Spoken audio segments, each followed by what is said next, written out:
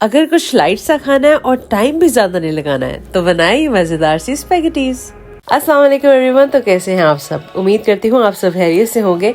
मैं हूँ विश्वकाश और मैं अपने चैनल पे इस तरह की मज़ेदार रेसिपीज अपलोड करती रहती हूँ। अगर आप मेरे चैनल पे नए हैं या अभी तक चैनल को सब्सक्राइब नहीं किया तो चैनल को सब्सक्राइब कर दीजिए, बेल आइकन को प्रेस कर दीजिए। तो जनाब आज हम बनाने जा रहे हैं एक और बहुत ही मज़ेदार सी डिश। आज हम बनाएंगे जनाब स्पैगेटीज, थोड़ा देसी स्टाइल में। इसके लिए यहाँ पे मैंने ले ली है जनाब 500 ग्राम के करीब स्पैगेटीज और मैक्रोनी में ले रही हूँ तकरीबन 250 ग्राम। सबसे पहले जनाब स्पैगेटीज और मैक्रोनी को हम कर लेंगे बॉयल। इसके लिए यहाँ पे मैंने ले लिया है एक पैन। इसके अंदर जनाब हाई हीट पे हमने ऐड कर दिया है गर्म पानी। स्पैगेटीज आपस में ना जुड़े इसके लिए हम इस साथ में ऐड करेंगे थोड़ा सा ऑयल। 500 ग्राम स्पैगेटीज है हमारी, तो उसके हिसाब से जितना पानी आपको रिक्वायर्ड हो आप उसके अंदर ऐड कर लें। और जब पानी को बॉयल आने लगेगा तो इसके अंदर हम ऐड कर देंगे इस तरह से स्पैगेटीज। साथ में इसको थोड़ी थोड़ी देर के बाद हम करते जाएंगे मिक्स जब तक कि ये नरम नहीं होती।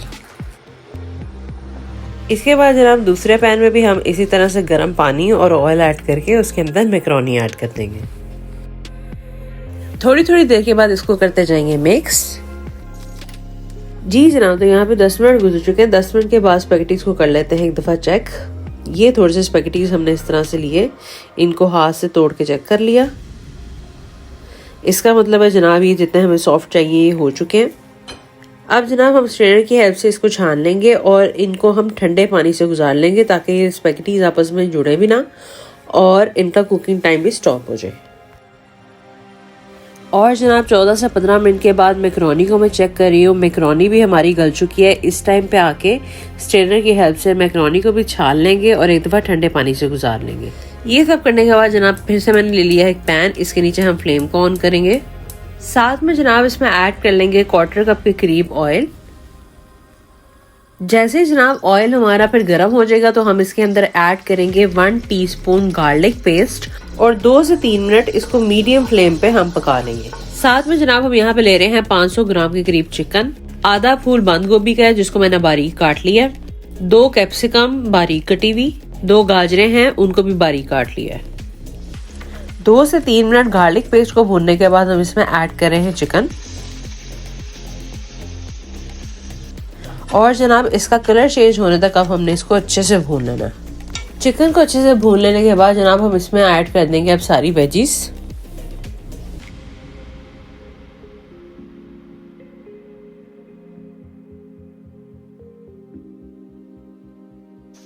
इसके बाद जनाब सब चीज़ों को कर लेते हैं एक दफ़ा मिक्स करने के बाद सब्जियों के ऊपर हम रखते हैं ढक्कन और इनको हल्की आंच पे हम पकाएंगे। सब्जी अपना पानी छोड़ेगी और उसी के अंदर ये गल भी जाएंगी।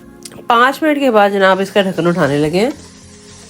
इस टाइम पे आके मैं इसमें ऐड करूंगी 1.5 टीस्पून नमक, 1 टीस्पून लेवल करके काली मिर्च, आधी टीस्पून पिसी हुई चीनी, 2 टेबलस्पून भर के विनेगर, आधा कप सोया सॉस और आधा ही कप इसमें ऐड कर लेंगे चिली सॉस और इन सब चीज़ों को एक दफ़ा कर लेंगे मिक्स। उम्मीद करती हूँ जनाब आज की वीडियो आपको बहुत बहुत पसंद आ रही होगी। अगर आपने वीडियो को अभी तक लाइक नहीं किया तो वीडियो को लाइक करना बिल्कुल भी मत भूलिएगा। इसके बाद जनाब हम इसके ऊपर रख देंगे ढक्कन और मीडियम आंच पर इसको कुछ देर पकाएंगे।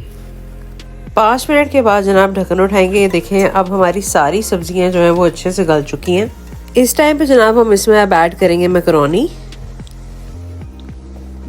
को अच्छे से कर लेंगे मिक्स। इसके बाद इसमें ऐड करेंगे स्पैगेटीज।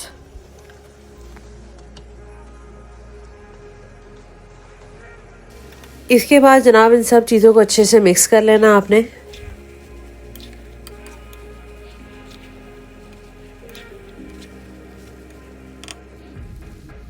और ये देखिए जनाब इस टाइम पे आके आपकी स्पैगेटीज हो चुकी है बिल्कुल रेडी।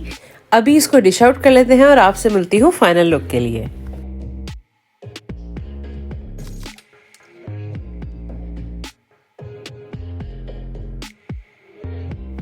और ये देखें जनाब स्पैगेटीज का फाइनल लुक।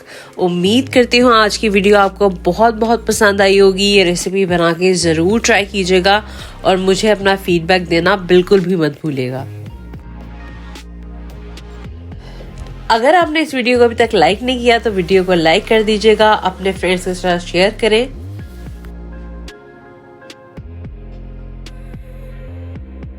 और अगर आप मेरे चैनल पे नए हैं, अभी तक चैनल को सब्सक्राइब नहीं किया तो चैनल को सब्सक्राइब कर दीजिएगा, बेल आइकन को प्रेस कर दीजिएगा ताकि मेरी जितनी भी न्यू वीडियोस हैं वो जल्दी से जल्दी आप तक पहुंच सके।